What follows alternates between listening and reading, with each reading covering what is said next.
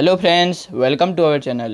दोस्तों, आज की इस वीडियो में मैं आपको बताऊंगा कि एटम बम कैसे वर्क करता है, एटम बम को बनाया कैसे जाता है और क्यों ये इतना डेंजरस होता है। तो चलिए शुरू करते हैं। तो दोस्तों, आज के समय में वर्ल्ड में कभी किन्हीं दो कंट्रीज़ के बीच में अगर कोई कंट्रोवर्सी हो जाती है, कोई कॉन्फ्लिक्ट होता है, तो क्या आप उनमें कंपेयर इसी बात से करते हैं कि किस कंट्री के पास ज़्यादा न्यूक्लियर वेपन है। जिसके पास ज़्यादा न्यूक्लियर वेपन है वो कंट्री ज़्यादा पावरफुल है। तो दोस्तों, परमाणु बम का नाम सुनते ही लोगों के रोंगटे खड़े हो जाते हैं, होंगे भी क्यों नहीं। जब जापान के हिरोशिमा में 5 अगस्त 1945 को न्यूक्लियर बॉम्ब गिराया गया था तो वहाँ 70 से 80 हज़ार लोग मरे थे। और वहीं नागासाकी में जब एटम बम को गिराया गया था तो वहाँ अप्रॉक्स 35,000 लोग मरे थे और इंजर्ड लोगों की संख्या तो लाखों में थी। तो दोस्तों, इन आंकड़ों को सुनकर हमारे मन में एक ही बात आती है कि आखिर ये परमाणु बम में ऐसी क्या चीज़ है कि ये इतना पावरफुल होता है जिससे ये इतना नुकसान देता है। तो दोस्तों, जो ये परमाणु बम होते हैं ये मेनली नाभिकीय विखंडन, न्यूक्लियर फिजन, इसके प्रिंसिपल पर काम करते हैं।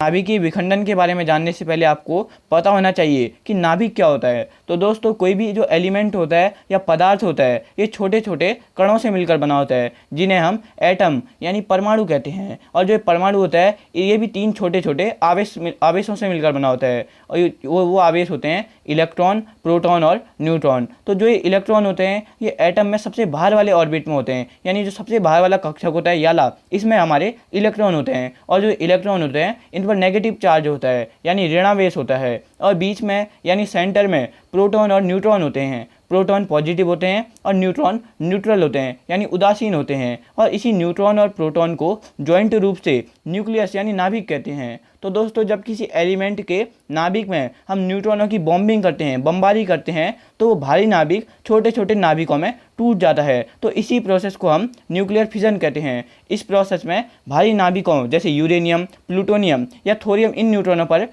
इन पर न्यूट्रॉनों की बॉम्बिंग की जाती है। और दोस्तों, इस प्रोसेस के बाद बहुत ज़्यादा क्वांटिटी में एनर्जी निकलती है जिसे हम न्यूक्लियर एनर्जी कहते हैं यानी नाभिकीय ऊर्जा कहते हैं। एग्जाम्पल के लिए यूरेनियम के केवल एक परमाणु यानी खाली यूरेनियम का अगर एक परमाणु का विखंडन करें हम तो जो उससे एनर्जी निकलती है वो किसी कोयले के एक कार्बन को जलाने से निकलने वाली एनर्जी की 1 करोड़ गुना ज़्यादा होती है। तो दोस्तों, जो ये यूरेनियम होता है ये बहुत ही महंगा एलिमेंट है। 1 ग्राम यूरेनियम की कॉस्ट लगभग 3 लाख से ज़्यादा है। तो अभी मैंने न्यूक्लियर फिजन की बात करी थी। तो जो ये न्यूक्लियर फिजन होता है, नाभिकीय विखंडन होता है, इसमें चेन रिएक्शन चलती है जिस वजह से ये और ज़्यादा डेंजरस होता है। तो देखिए, जब यूरेनियम पर हम न्यूट्रॉनों की बॉम्बिंग करते हैं, बमबारी करते हैं, तो ये लगभग 2 बराबर भागों में डिवाइड हो जाता है और साथ ही बहुत ज़्यादा क्वांटिटी में एनर्जी भी निकलती है और साथ ही 2 या 3 नए न्यूट्रॉन एक और निकलते हैं। तो देखिए, जो ये नए 2 या 3 न्यूट्रॉन निकलते हैं ये सिचुएशन मिलने पर दोबारा यूरेनियम का विखंडन कर सकते हैं, उस यूरेनियम का दोबारा फिजन कर सकते हैं। तो इस तरीके से न्यूक्लियर फिजन की एक चेन बनती रहती है,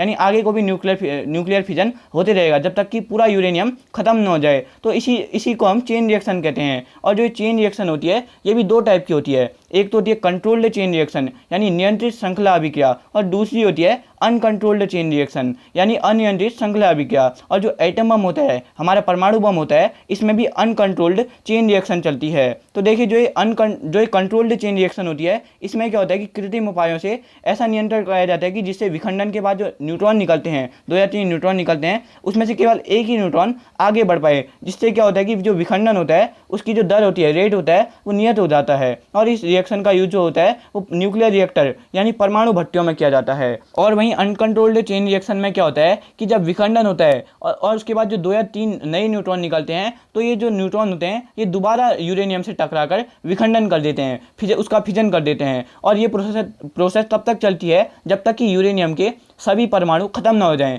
तो ये प्रोसेस बहुत फास्ट होती है। और जैसा कि अभी मैंने आपको बताया था कि परमाणु बम में भी यही प्रोसेस होती है और इस प्रोसेस में बहुत ही कम टाइम में बहुत ज़्यादा एनर्जी निकलती है। तो देखिए दोस्तों, जो ये न्यूक्लियर फिजन की प्रोसेस होती है इसके बाद एनर्जी निकलती है और जो एनर्जी होती है इसी की वजह से इतनी तबाही मचती है। और साथ ही इस प्रोसेस के बाद एनर्जी के साथ साथ रेडियो एक्टिव रेज यानी रेडियो एक्टिव किरणें भी निकलती हैं जो कि आदमी को आसानी से मार सकती हैं। तो देखिए दोस्तों, अब हम ये जानते हैं कि इस परमाणु बम को बनाया कैसे जाता है। तो दोस्तों, परमाणु बम यानी एटम बम इसी न्यूक्लियर फिजन की प्रोसेस पर वर्क करता है। परमाणु बम बनाने में यूरेनियम 235 या प्लूटोनियम 239 का यूज़ किया जाता है। यूरेनियम या प्लूटोनियम के बाद जो मैं 235 या 239 बोल रहा हूँ ये इनका एटॉमिक वेट यानी परमाणु भार, इसे द्रव्यमान संख्या भी कहते हैं, ये होता है। दोस्तों किसी एक एलिमेंट की द्रव्यमान संख्या जो होती है वो अलग अलग भी हो सकती है। जैसे यूरेनियम की दो द्रव्यमान संख्याएं हैं, दो एटॉमिक वेट हैं, एक तो है यूरेनियम 235 यानी 235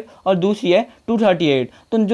तो इन्हीं को क्या कहते हैं, समस्थानिक भी कहते हैं, यूरेनियम के आइसोटोप भी कहते हैं। तो देखिए जो नॉर्मल यूरेनियम होता है इसमें 99.3% यूरेनियम 238 होता है और 0.7% यूरेनियम 235 होता है। और जो यूरेनियम 235 होता है इसका विखंडन बहुत इजीली हो जाता है। इसका एक रीज़न तो ये होता है कि इसमें जो न्यूट्रॉनों की संख्या होती है वो बहुत कम होती है, इसलिए इसका इजीली विखंडन हो जाता है। इसलिए जो एटम बम होते हैं इनमें भी यूरेनियम 235 का यूज़ करते हैं। तो देखिए जब एटम बम बनाया जाता है तो उसमें यूरेनियम 235 या प्लूटोनियम के दो टुकड़े रखे जाते हैं और देखिए इस तरह से इन्हें रखा जाता है। और जो ऊपर वाला टुकड़ा होता है इसे स्प्रिंग की हेल्प से ऊपर रखा जाता है और एक टुकड़ा नीचे रखा जाता है और इनको एक डेंस आवरण में रखा जाता है। इसलिए जब ये टुकड़े अलग अलग होते हैं तो इनमें कोई खतरा नहीं होता। और जो एटम बम होता है इसमें यूरेनियम का वेट कुछ ही किलो होता है, लगभग 1 किलोग्राम यूरेनियम से भी हम एटम बम बना सकते हैं। लेकिन जो इसके बाहर का कवच होता है इसको मिला के पूरे बम का वेट कई टन में होता है।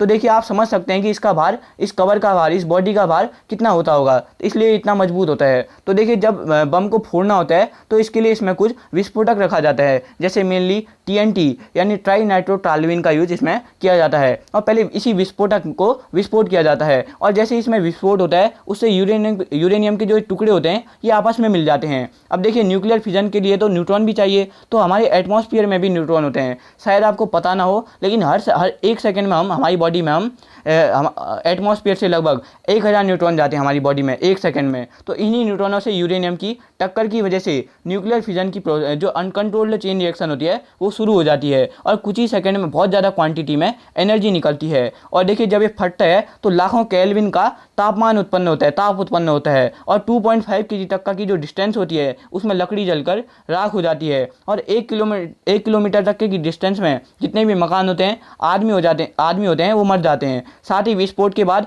गामा रेज और अल्ट्रावायलेट यानी पराबैंगनी किरणें और एक्स-रेज भी निकलती हैं और साथ ही रेडियो एक्टिव रेज भी निकलती हैं जो हवा की हेल्प से सैकड़ों किलोमीटर तक पहुंच जाती हैं, जिससे बहुत ज़्यादा नुकसान होता है। तो दोस्तों मैं उम्मीद करता हूं कि आज की वीडियो आपको नॉलेजेबल लगी होगी, हेल्पफुल लगी होगी। तो दोस्तों अगर ये वीडियो आपको हेल्पफुल लगती है तो इसे अपने ज़्यादा से ज़्यादा दोस्तों के साथ शेयर ज़रूर करें। धन्यवाद।